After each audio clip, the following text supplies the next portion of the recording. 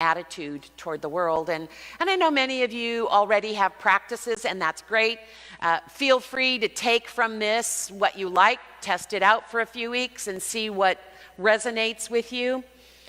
Something of a practice is needed for all of us to be ready. Something that prepares us day in and day out to be ready and able to live as a part of God's dream for life and flourishing, not just for us, but for all of creation. Ashoka is a global leader in social entrepreneurism, especially smaller organizations making big differences. And they've studied this matter, and they've found that faith-based change-making lasts longer. Faith-based change makers are more resilient than their secular counterparts. Now, that's not just churches, and it's certainly not just Christianity.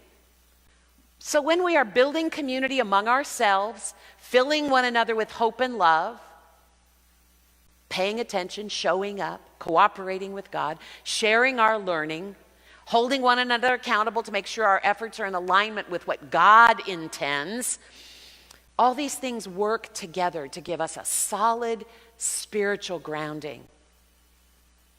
So this contemplative stance with its 4 really basic steps, simple but not easy, really appealed to me. However, it's not easy for people like me.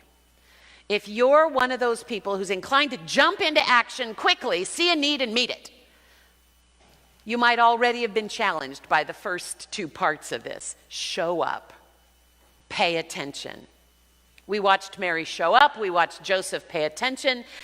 But those steps aren't about action